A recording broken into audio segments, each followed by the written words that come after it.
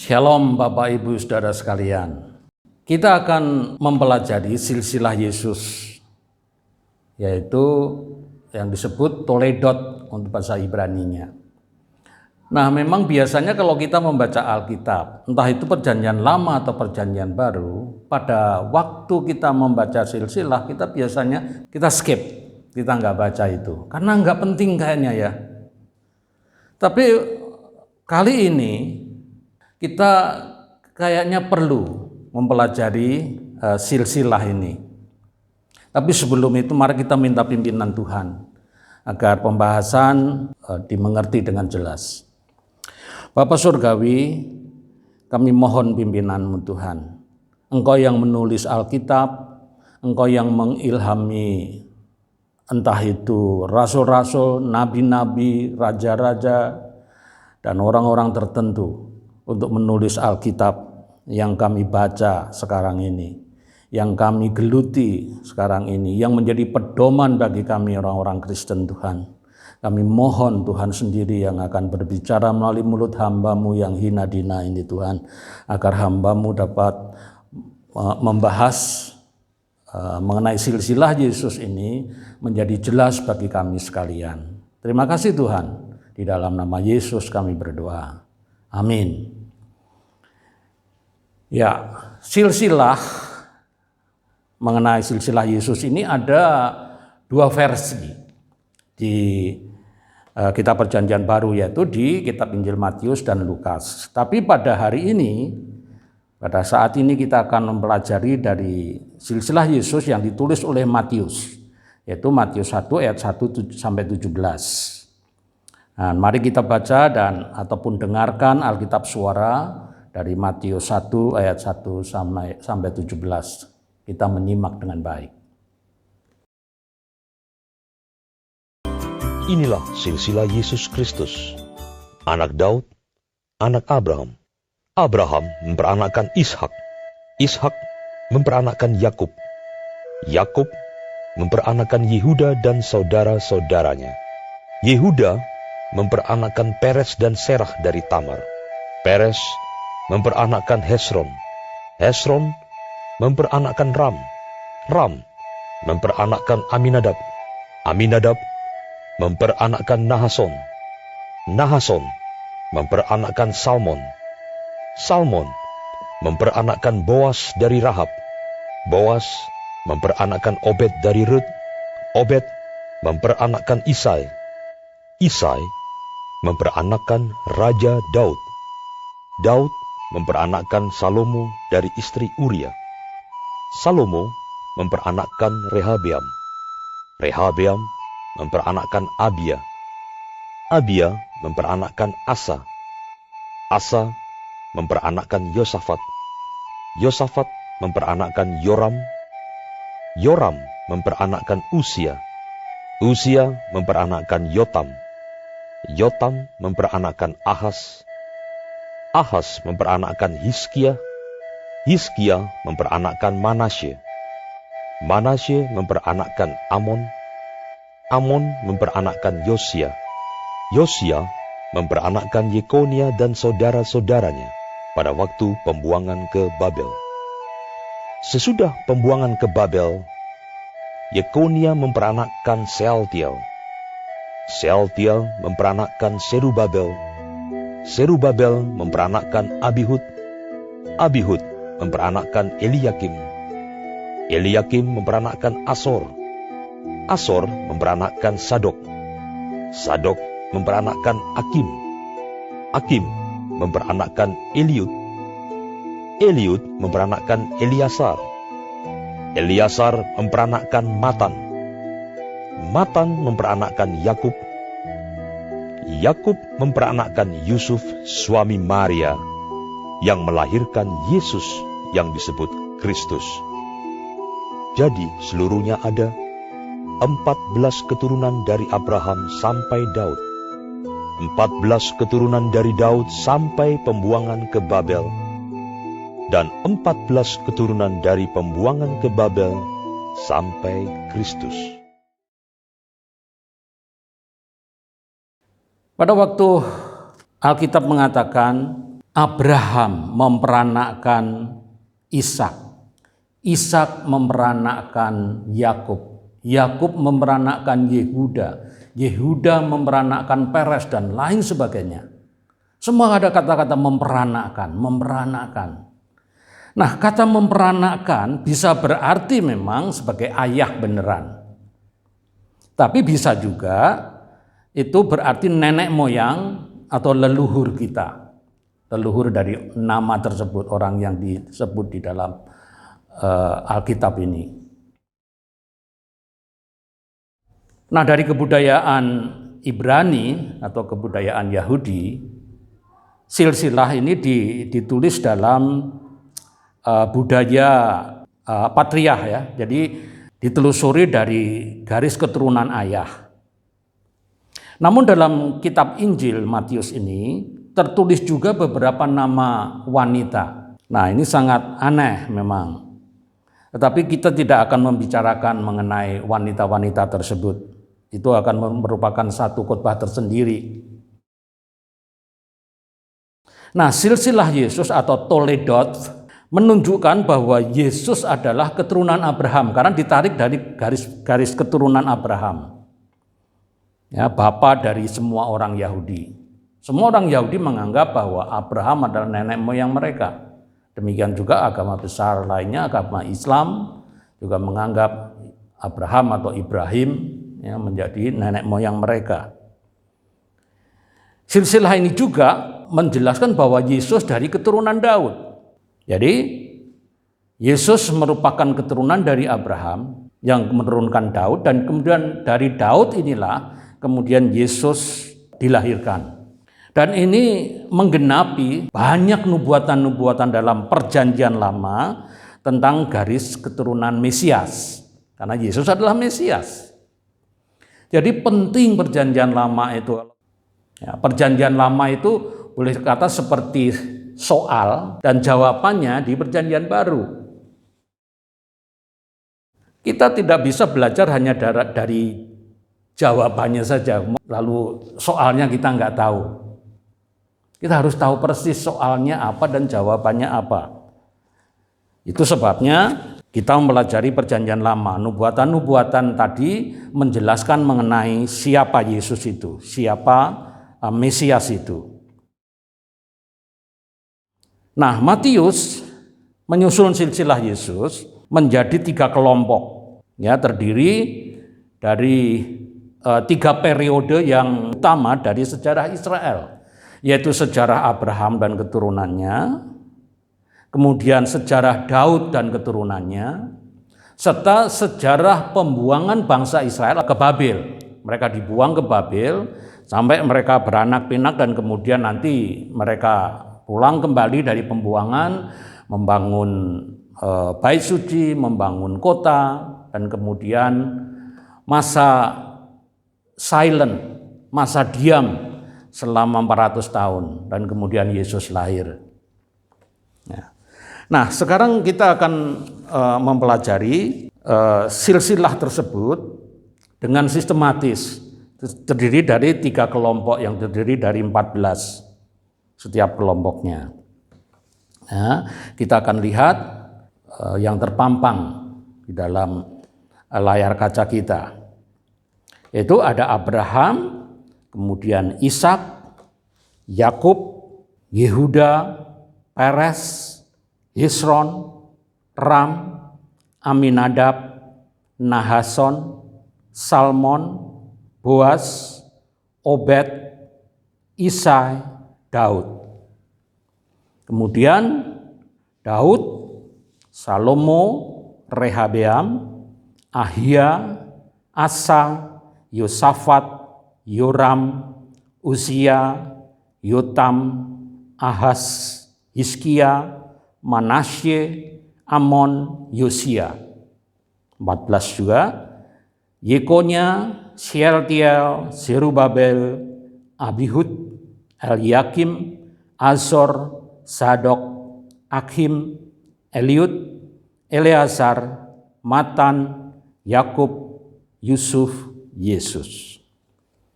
3 kelompok ini semua berjumlah 14. 14 keturunan atau 14 nama. Jadi semuanya 42. Nah, kenapa Matius menuliskannya dalam kelompok 14-14? Ini kita tidak tahu persis.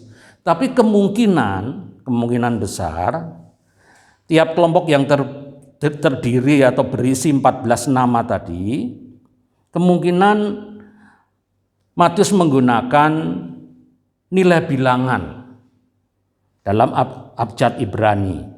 Nama Daud dalam bahasa Ibrani Dawid. Ya, Dawid itu terdiri dari 3 konsonan. Karena bahasa Ibrani tidak mempunyai vokal atau tidak mempunyai huruf hidup.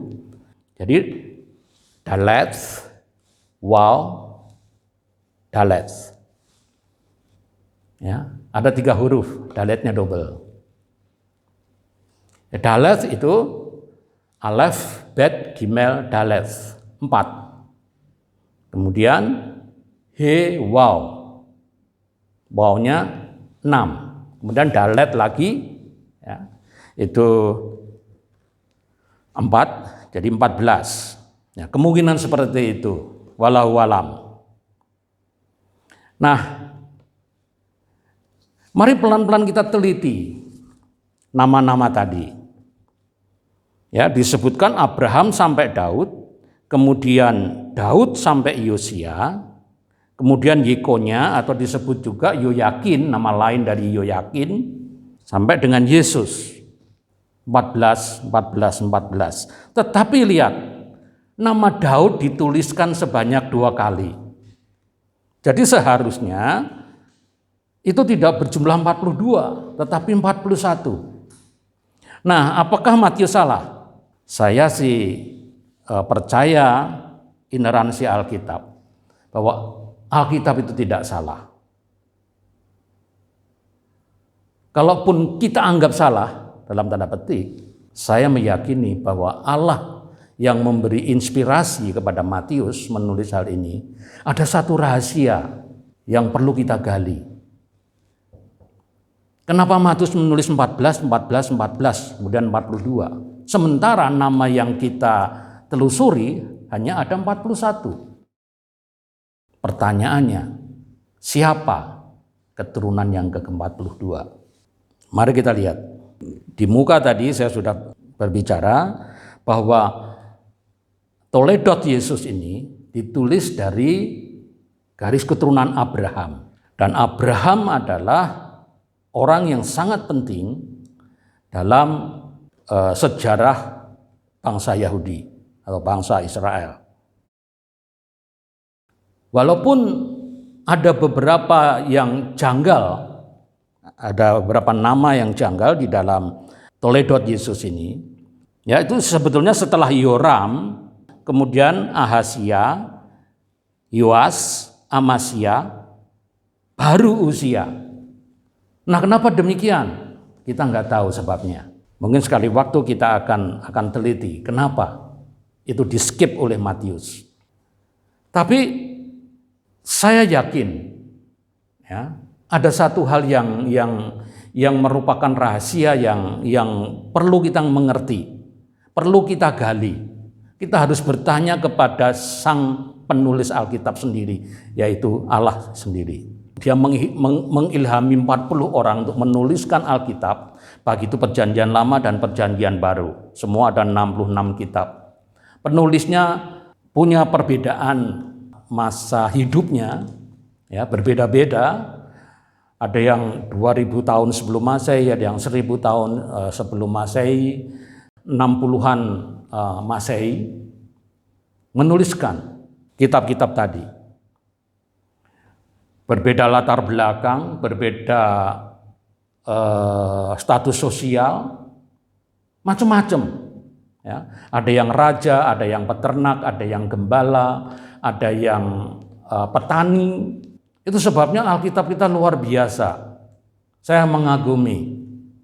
Sudah berapa kali saya membaca dari kitab Kejadian sampai Wahyu. Tapi selalu ketika saya baca ulang lagi, saya melihat bahwa Alkitab kita adalah kitab yang benar-benar hidup.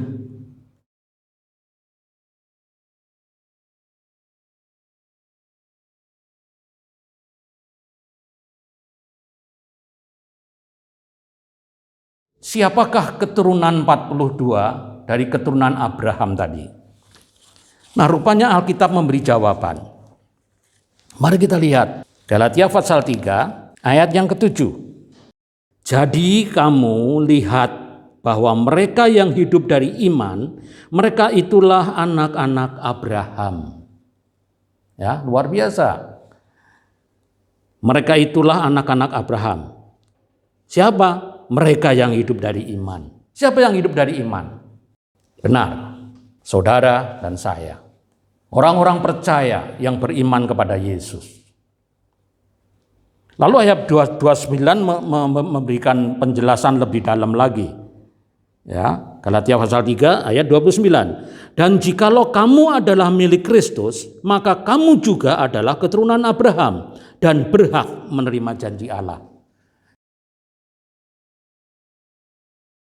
Kita berhak juga menyebut diri kita anak-anak Abraham kalau kita menjadi milik Kristus.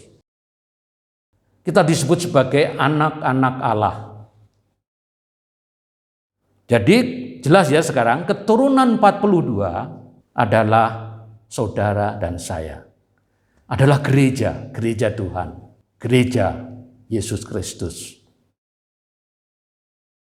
Lalu apa pentingnya menjadi keturunan Abraham? Ada yang penting. Karena Allah berkata kepada Abraham, berfirman kepada Abraham, Abraham, aku akan memberkati orang-orang yang memberkati engkau, tetapi aku akan mengutuk orang-orang yang mengutuki engkau. Olehmu seluruh kaum di muka bumi akan mendapat berkat. Olehmu seluruh kaum di muka bumi akan mendapat berkat. Oleh Abraham dan keturunannya, khususnya keturunan 42, seluruh kaum di muka bumi akan mendapat berkat. Jadi hal yang pertama yang utama kalau kita menjadi keturunan Abraham adalah kita ini harusnya menjadi berkat bagi sesama kita, bagi lingkungan kita, bagi gereja kita. Apakah gereja kita sudah menjadi berkat? Nah, saya pelajari sejarah dari gereja ini. Gereja ini sudah lama menjadi berkat, khususnya bagi anak-anak yang bersekolah di sekolahan kita pada masa lalu.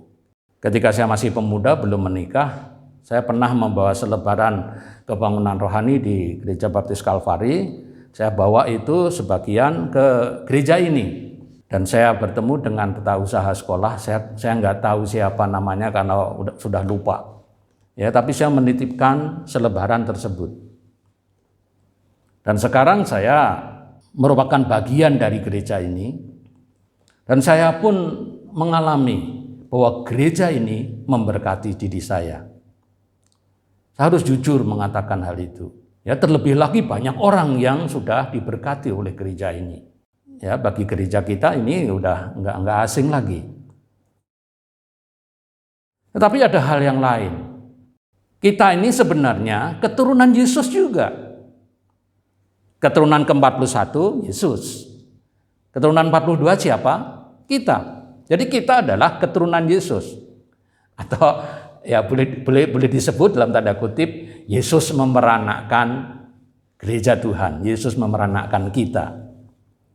Lalu kalau kita diperanakkan oleh Yesus, kalau kita menjadi keturunan daripada Yesus, apa yang harus ada dalam hidup kita? Ya. Banyak orang mengerumuni Yesus, banyak orang mengikuti Yesus karena mereka ingin melihat apa?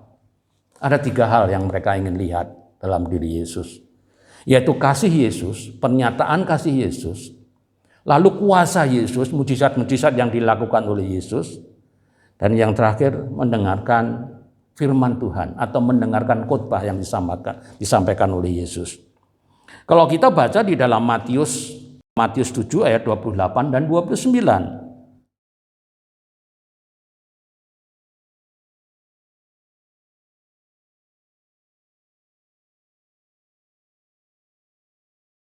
Khotbah-khotbah Yesus itu berbeda dari khotbah-khotbah para ahli Taurat. Karena khotbah Yesus itu sangat berkuasa. Itu menurut penilaian mereka. Jadi kasih, kuasa, firman Tuhan. Nah, saya ingin menjelaskan mengenai kasih. Gereja harus menyatakan kasih, bukan sekedar ucapan bibir, tetapi dengan tindakan. Kira-kira 30 tahun yang lalu, saya memimpin mission trip ke daerah Banjit di Lampung Utara.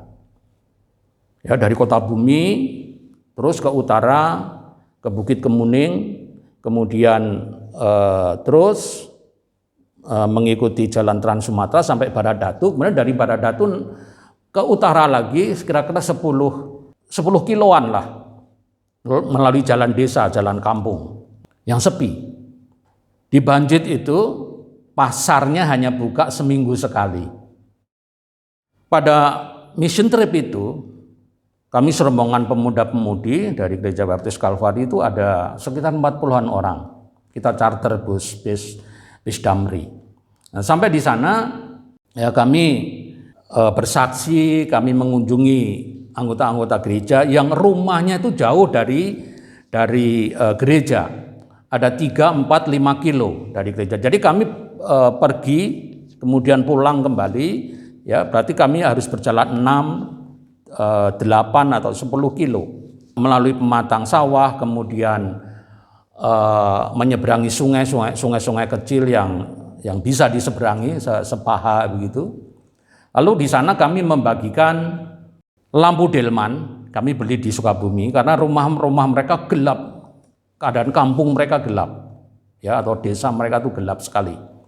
Lalu rumah mereka juga beratapkan tumbia dan itu gelap, nggak ada genteng kaca. Jadi kami juga memberikan genteng kaca satu keluarga kami kasih 2, lalu tadi lampu delman itu kami kasih 1. Dan mereka melihat bagaimana jerih payah kami, jerih lelah kami, keringat kami. Kami datang ke tempat itu, ya, memberikan kesaksian kepada mereka, menguatkan mereka, mendorong mereka untuk terus setia. Padahal selama ini saya berpikir begini, Tuhan kenapa nggak mengutus saja malaikatnya ke Banjit? Kan nggak sulit. Ya, sekali tap mereka sampai ke Banjit. Mengapa? Karena malaikat tidak bisa merepresentasikan kasih Allah. Kenapa? Malaikat nggak pernah capek. Malaikat nggak pernah berkeringat. Tapi kita nih manusia berkeringat.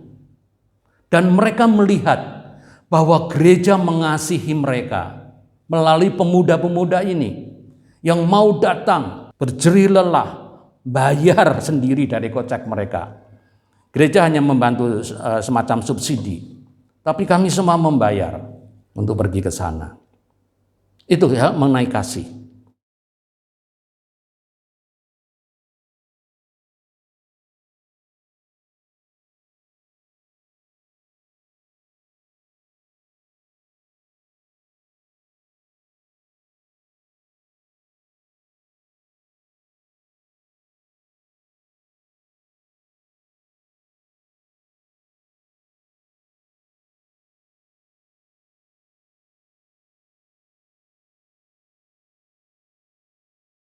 Kemudian mengenai kuasa, kalau orang banyak ingin melihat kuasa Yesus, gereja pun harus bisa, paling tidak menyatakan kuasa. Entah itu melalui doa untuk orang sakit, ada orang-orang sakit yang didoakan oleh gereja ini dan mereka sembuh. Ada orang-orang yang kerasukan setan, didoakan, ditengking dan setan lari. Tahun 98. Saya memimpin mission trip ke Jambi. Ya, saya yang memimpin mereka dan yang saya pimpin ada 7. Jadi kami ber8, itu pemuda dan pemudi. Sebenarnya ada 3 kelompok. Ada yang ke Bengkulu, ada yang ke Padang, ada yang ke Jambi. Yang Jambi ini saya yang pimpin. Kami mengadakan semacam kebangunan rohani di sana karena tiap malam itu ada kebaktian di sana dan saya yang berkhotbah. Nah, sekali waktu kami berkunjung ke salah seorang anggota gereja, namanya Pak Gultom. Pak Gultom ini pekebun, jadi dia berkebun. Ya, kami dengan pendeta cabang kami pergi mengunjungi itu. Nah, kami ngobrol dan lain sebagainya, ya saling sharing. Ya. Lalu waktu kami mau pulang, tiba-tiba entah kenapa saya bertanya begini, Pak Gultom, apa yang kira-kira Bapak inginkan dan Bapak memerlukan sekali, lalu kami bisa mendoakan Bapak mengenai hal itu. Dan tiba-tiba saja Bapak itu mengatakan, saya nggak ingin apa-apa Pak, tapi saya pengen sekali kalau bisa ada hujan. Karena kami petani atau pekebun ini memerlukan hujan. Udah berapa bulan tidak ada hujan di Jambi. Waduh, kaget juga saya. Berani-beranian saya bertanya hal ini, mau doakan, tapi rupanya dia meminta hujan turun. Aduh, bagaimana ini? Ya, saya tidak kurang akal. Saya minta salah seorang anak buah saya berdoa. Lalu ada seorang pemudi bernama Widya, dia berdoa. Ya, singkat cerita kami berdoa agar hujan turun, lalu kami pulang. Itu waktu pulang kami jam 11-an, jam 11 siang. Lalu pulang kami istirahat di hotel. Lalu jam 2 kami sudah dijemput oleh angkot, ya di mana ada pendeta, kami menyewa angkot untuk pergi kunjungan itu. Karena tempatnya lumayan jauh di beberapa tempat. Nah, pada waktu kami naik angkot, kira-kira 2:30, tiba-tiba hujan turun. Ya, mujizat terjadi. Dan saya yakin sekali, Pak Gultom akan ingat itu seumur hidupnya. Bahwa gereja Tuhan melalui para pemuda, 8 orang pemuda ini, pernah berdoa minta turun hujan. Dan tidak lama kemudian hujan turun. Yaitu pada hari itu juga.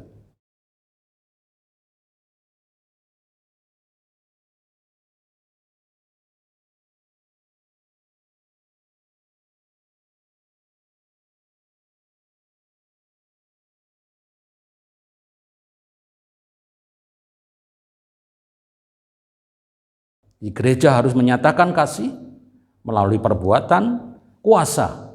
Yang ketiga, firman Tuhan. Orang ingin sekali mendengar khotbah-khotbah yang disampaikan Yesus.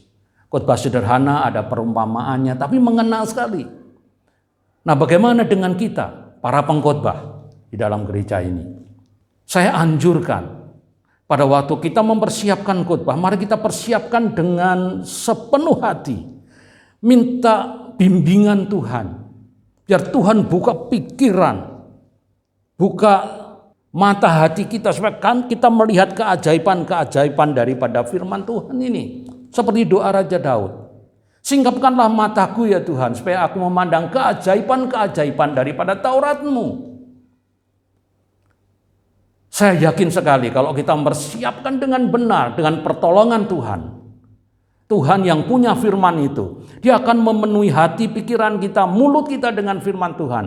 Dan kita akan mengkhotbahkan kebenaran firman Tuhan dengan baik, dimengerti, para pendengar diberkati.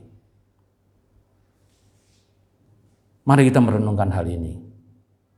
Sebagai keturunan Abraham, kita perlu menjadi berkat bagi sesama kita.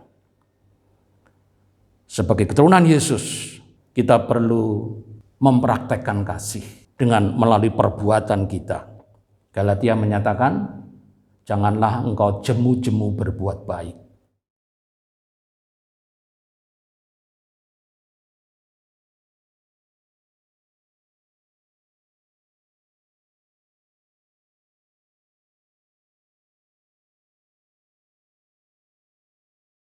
Melalui kehidupan kita, orang melihat ada kuasa dalam kehidupan kita, dalam kehidupan gereja Tuhan. Sehingga berduyun-duyun orang yang membutuhkan sentuhan tangan Tuhan datang ke gereja ini. Mereka datang ke gereja ini dan mendapatkan berkat melalui kebenaran firman Tuhan yang disampaikan melalui gereja ini, melalui pengkhotbah-pengkhotbah awam yang dipakai oleh Tuhan. Amin. Mari kita berdoa. Tuhan, terima kasih karena Tuhan sudah menjelaskan firman Tuhan ini kepada kami sekalian. Tugas hamba sudah selesai, sudah membicarakan firman Tuhan ini kepada kami sekalian. Dan saat ini kami mohon Roh Kudus sendiri yang akan menjelaskan firman Tuhan ini sekali lagi, pribadi lepas pribadi, kepada setiap pendengar yang mendengarkan khotbah melalui channel YouTube. Terima kasih Tuhan, terima kasih. Terpujilah namamu, dalam nama Yesus kami berdoa. Amin.